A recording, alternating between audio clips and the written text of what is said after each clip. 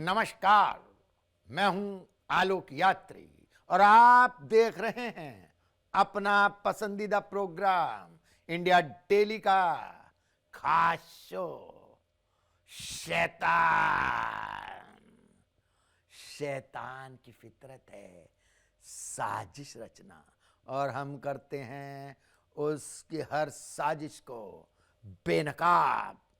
हर रोज करते हैं आपको सावधान, क्योंकि आसपास कहीं भी हो सकता है शैतान। स्पेशल सेल और खुफिया एजेंसियों ने की आतंकवादियों की साजिश नाकाम। 3 राज्यों में चलाया गया स्पेशल ऑपरेशन। दिल्ली, मुंबई और झारखंड में चला था सर्च अभियान। कुल 5 आतंकी हुए गिरफ्तार, जिनके पास से बरामद हुए घातक हथियार, भारी मात्रा में मिला केमिकल बम बनाने का सामान। आइए देखते हैं कि इस वारदात को अंजाम देने का ये आतंकी बना रहे थे प्लान।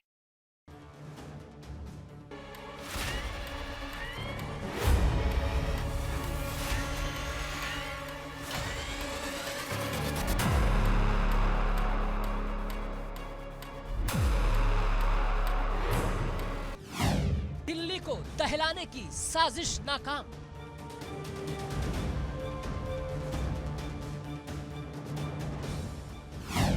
चार राज्यों से 5 संदिग्ध आतंकी गिरफ्तार।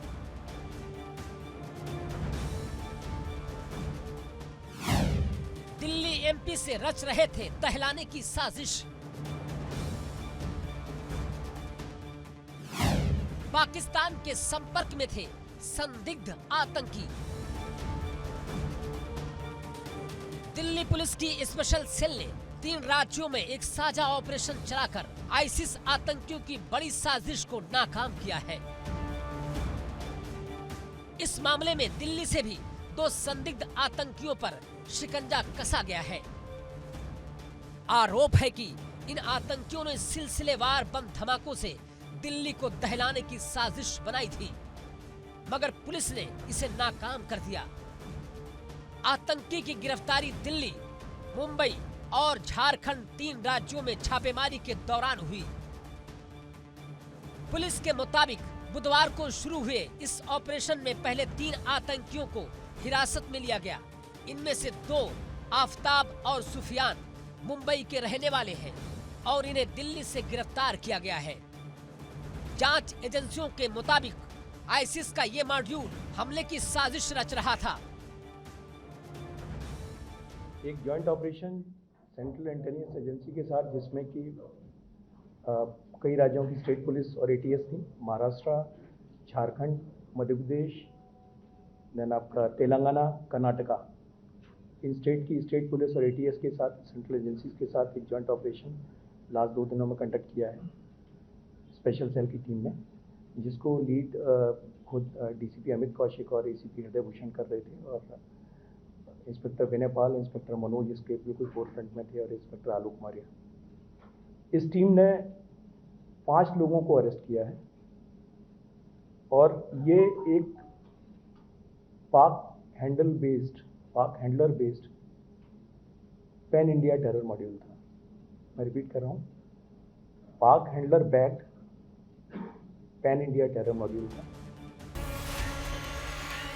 दिल्ली पुलिस के सूत्रों ने बताया कि पुलिस ने अलग अलग राज्यों से 5 आतंकियों को गिरफ्तार किया है।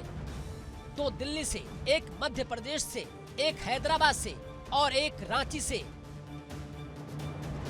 असहर दानिश नाम के संदिग्ध आतंकी को गिरफ्तार किया है। दिल्ली से गिरफ्तार आफताब और सुफियान के मुंबई के ठिकानों से आईईडी बनाने का सामान भी बरामद हुआ है। जो लोग अरेस्ट हुए हैं उसमें से झारखंड से हुए हैं, दिल्ली से 2 हुए जो बेसिकली मुंबई के रहने वाले थे, एक तेलंगाना से हुआ है और एक मध्य प्रदेश में राजगढ़ से हुआ है। ये जो कैरेक्टर्स हैं इनके बारे में बताने से पहले थोड़ा सा इनकी वो बताऊंगा कि क्या क्या इनके पास से रिकवर हुआ है। इनके पास से sulphur powder, sulphuric acid, nitric acid, sodium bicarbonate, pH value checker, ball bearings, equipment जिससे कि ये सारी चीज़ें वे की जा सकें, इनको प्रॉपर मेजर किया जा सके, कोई आईडी बनाने के लिए जो इस्तेमाल कर सकते हैं, सेफ्टी ग्लव्स, रेस्पिरेटरी मास्क के फ्यूम्स होते हैं उनसे बचने के लिए, circuits, wires, motherboard, diode, laptop और मोबाइल फोन, प्लस वेपन्स और कार्टून्स। फिलहाल गिरफ्तार किए गए सभी संदिग्धों से पूछताछ की जा रही है। दिल्ली पुलिस के मुताबिक यह आतंकी मॉड्यूल केमिकल बम बनाने में माहिर था। दिल्ली में बड़े पैमाने पर हमले की योजना बना रहा था।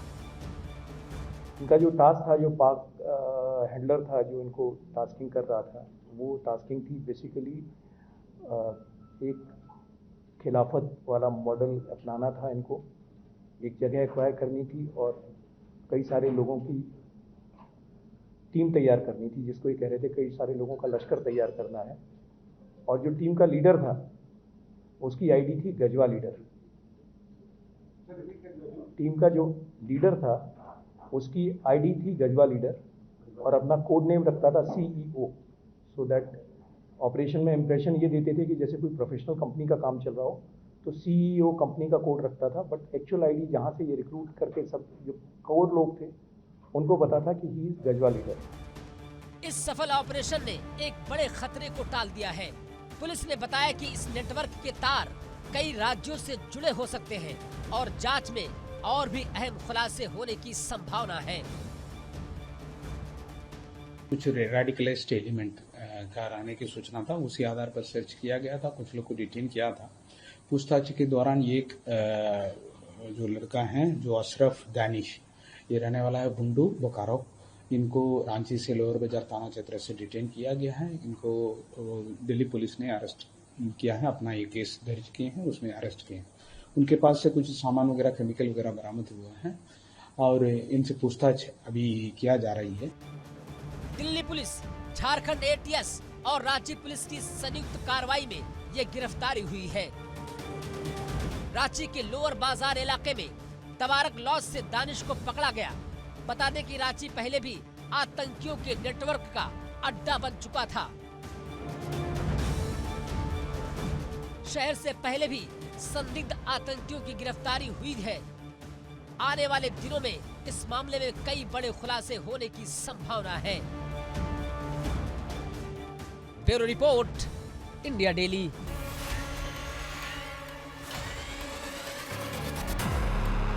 पटना की सड़कें हुई एक बार फिर खून से लाल। हथियार बंद बदमाशों ने सरेआम ले ली राजद नेता राजकुमार राय की जान। राजेंद्र नगर टर्मिनल के पास अज्ञात हमलावरों ने दिया वारदात को अंजाम। CCTV फुटेज के जरिए पुलिस तलाश रही है हमलावरों का सुराग। बिहार की राजधानी में उठ रहा है ये सवाल, कानून से ऊपर कैसे हो गए हैं ये शैतान।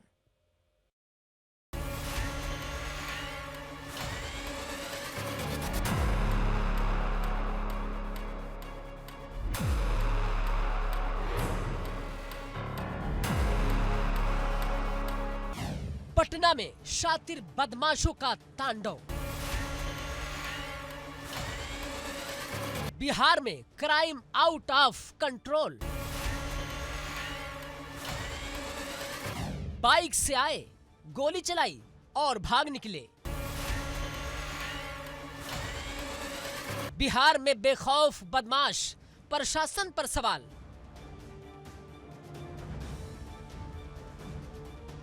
पटना की सड़कों पर अब कानून का नहीं, बेखौफ बदमाशों का राज चलता नजर आ रहा है।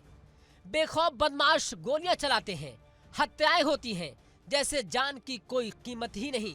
अब ताजा मामला सामने आया है आरजेडी नेता राजकुमार राय की सनसनीखेज हत्या की। पटना के एक इलाके में आरजेडी नेता राजकुमार राय अपने घर के बाहर टहल रहे थे, तभी अचानक 2 बाइकों पर सवार 4 हमलावर पहुंचते हैं और कुछ ही सेकंड में पटना की फिजाओं में गोलियों की आवाज गूंजने लगती है और पूरे इलाके में दहशत फैल जाती है।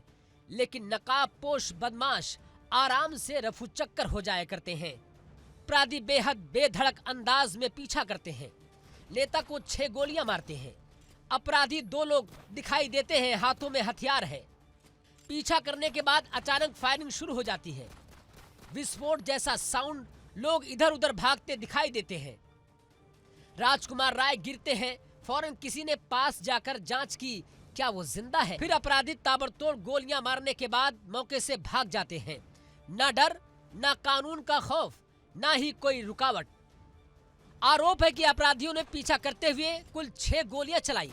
राजकुमार राय को सीने और पेट में लगी, जिससे उनकी मौके पर ही मौत हो गई। अब पुलिस के हाथ है सीसीटीवी फुटेज, जिसमें अपराधी पीछा करते हुए दिख रहे हैं।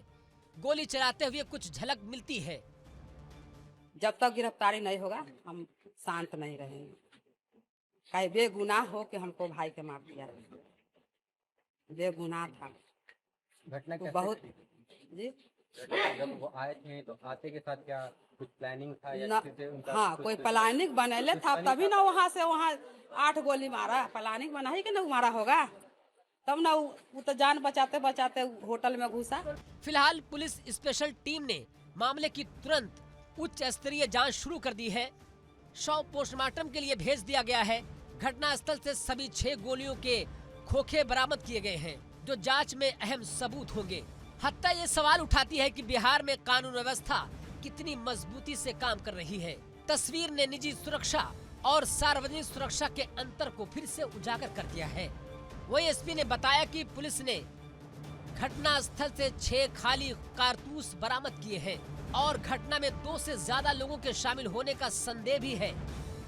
घटना का सही कारण अभी पता नहीं चल पाया है, लेकिन स्थानीय लोगों का कहना है कि राजकुमार राजनीति में सक्रिय थे और जमीन की खरीद फरोख्त में शामिल थे।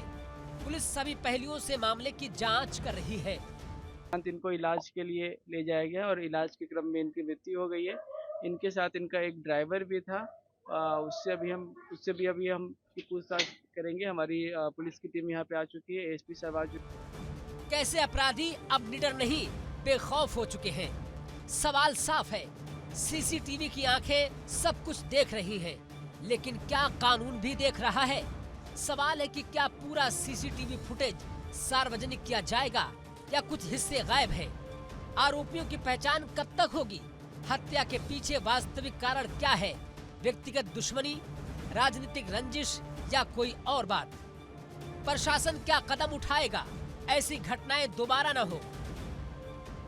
सुरक्षा बढ़ोतरी, सीसीटीवी इंफ्रास्ट्रक्चर, पुलिस नाकेबंदी किस तरह की होगी?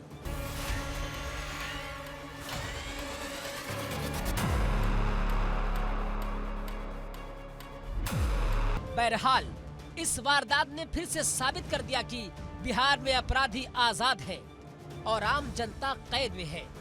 अब देखना है कि क्या सरकार और प्रशासन इस खूनी साजिश का पर्दाफाश कर पाएंगे या फिर एक और फाइल बनकर बंद हो जाएगी ये हत्या। क्या राजकुमार राय को इंसाफ मिलेगा और क्या पटना की सड़कों पर फिर से लौटेगा चैन और अमन? Bureau report, India daily.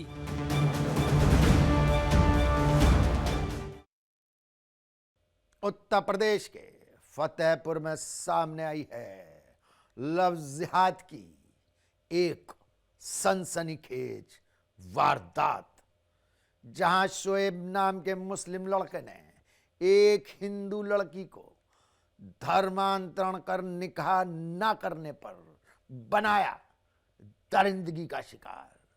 उसकी आबरू से किया खिलवाड़, शिकायत करने पर दी जान से मारने की धमकी।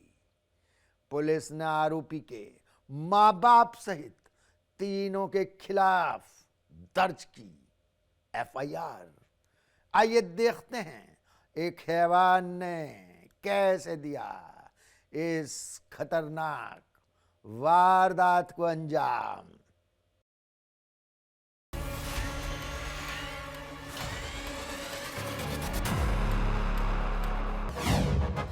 फतेहपुर में जिहादी साजिश का पर्दाफाश। धर्मांतरण में हैवानियत की हदें पार। चेहरा इंसान का लेकिन दिल में छिपा बैठा था शैतान। यूपी के फतेहपुर जिले में हिंदू युवती के साथ धर्मांतरण का मामला सामने आया है, जहां पड़ोस का रहने वाला शख्स पहले युवती को अपने जाल में फंसाता है, फिर नशीला पदार्थ खिलाकर उसे अपने साथ ले गया। हैवान पूरी प्लानिंग के साथ उसे पड़ोसी जिले कौशाम्बी ले गया, जहां कई दिनों तक उसे अपनी हवस का शिकार बनाता रहा। मन इतने में नहीं भरा तो उसने अपने 2 भाइयों के साथ बहनोई को भी बुलाकर युवती के साथ हैवानियत की घटना को अंजाम दिया। जब युवती ने इस घटनाक्रम का विरोध किया तो उसे अपने साथ मुंबई ले गया, जहां मस्जिद में ले जाकर उसका धर्मांतरण कराया, फिर उसके साथ निकाह किया, जहां उसका नाम रेनू से सानिया रख दिया गया। युवती के विरोध करने पर उसे बेचने की धमकी दे डाली। इसी बीच उसने एक बच्चे को जन्म दिया, जिसका नाम उसके पति ने हसीब रखा। प्रताड़ना झेल रही महिला किसी तरह पहुंची अपने गांव। पुलिस से न्याय और सुरक्षा की गुहार लगाई। वहीं पुलिस ने पीड़िता की तहरीर पर पति सहित 15 लोगों के खिलाफ अपहरण, गैंगरेप सहित धर्मांतरण की धाराओं में मुकदमा दर्ज किया है। मेरे यहाँ दुकान थी तो एक हसीन नाम का चप्पल जूते की दुकान रखे था, और वो मुझे हमारा उनसे संपर्क हो गया था, और वो फिर मुझे बहला फुसला के घर से ले गए। कोल्ड ड्रिंक पिला के, नशीला पदार्थ कुछ भी पिला के मुझे बेहोश करा के लेके गए लेहदरी गांव कौशाम्बी में। उसके बाद वहाँ उसके दोस्त लोग आते थे और मेरे साथ गलत संबंध बनाते थे। उसके बाद फिर यहाँ फतेहपुर में ला के रखा था। फतेहपुर में भी उसके दोस्त आते रहे और मेरे साथ गलत काम करते रहे। मैं विरोध की तो मुझे कुछ न बताने की धमकी देता था कि किसी से बताएगा तो तुझको मार डालेंगे। अत्याचार से परेशान पीड़िता पुलिस के पास पहुंची। पुलिस को तहरीर देते हुए बताया कि 5 मार्च 2021 को हसीन बहला फुसला कर कौशाम्बी ले गया। वहीं तीनों लोगों ने मेरे साथ मुंह में कपड़ा बांधकर जबरन सामूहिक बलात्कार किया। इसके साथ ही कहा कि अगर किसी को कुछ बताया तो तुम्हें जान से मार डालेंगे, और वहीं किसी से मुझे बेचने की बात कही।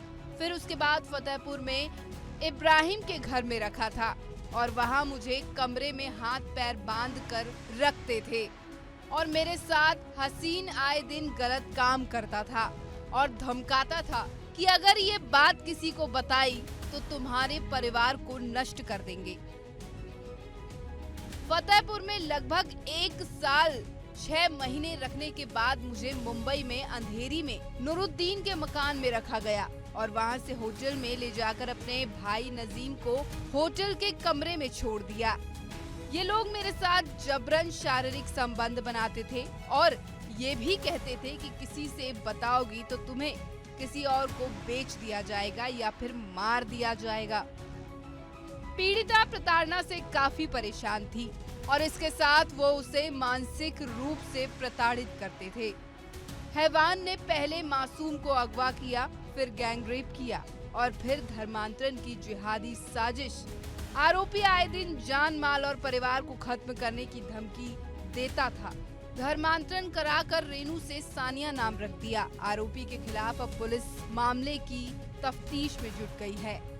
आरोपी को शैतानी हरकतों की सजा जरूर मिलेगी, लेकिन बड़ा सवाल ये है कि आखिर धर्मांतरण इस जिहादी साजिश पर लगाम कब लगेगा।